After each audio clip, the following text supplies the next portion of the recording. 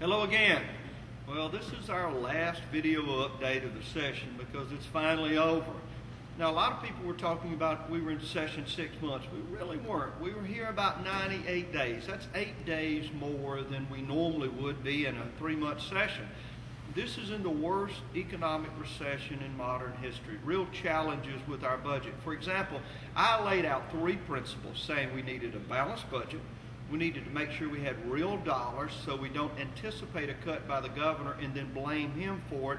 And we needed to move money forward into 2011. We were able to do every one of those, again, in the worst of times, hopefully preparing for next year.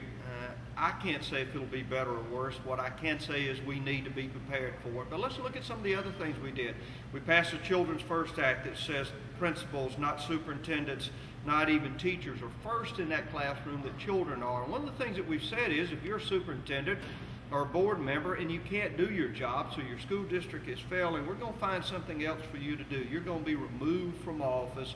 The Children's First Act, I think, is one of the most sweeping educational reforms you've seen in recent Mississippi history. Car tag relief. From the very first day of this session in January, I said we've got to make sure car tags don't double. We were able to do that in 2009 and in 2010. We're going to put $54 million into a fund to relieve counties, not state government, to relieve counties so they don't pass that tax burden on to you at the counter when you buy your car tag. So we got real car tag relief. We were able to fully fund MAEP. That's the formula in which we say how much money do we need to get to our schools and what are they spending it on. I've made a promise. I've determined to fully fund MAEP every year I'm Lieutenant Governor, and I'm able to stand by that so far. So you've seen some really good things come out of the Mississippi Senate. Tax cuts, for example. For the first time in Mississippi history, we're going to have a tax cut holiday. The last 2 days of July, you're going to be able to buy any clothing item or shoes under $100 without paying any state sales tax.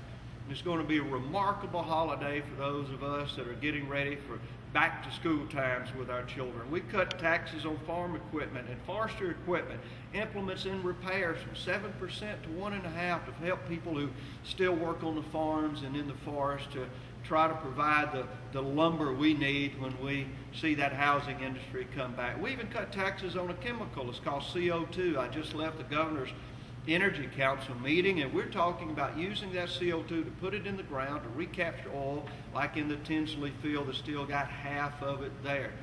All in all, we had a great session. That lasted longer than I wanted. We could have done our job earlier, but you've got to understand that when you're dealing with 122 members of the House of Representatives and 52 members in the Senate, and a very determined governor that, just like I did, said we're going to have a balanced budget and we're not going to leave here until we get there. Continuing full funding of Medicaid. For the last 8 years, people have been trying to say, how are we going to get a funding source for Medicaid that will last us into the next generation? And that's what we were able to do. So I'm very proud of where we're at, but we could have done better. Now, we're going to see some updates from time to time, let you know what we're doing while we're out of session and what you can expect next year. As always, I want to thank you for joining us. I want to thank you for being a part of this process, and we'll see you next time in our video update.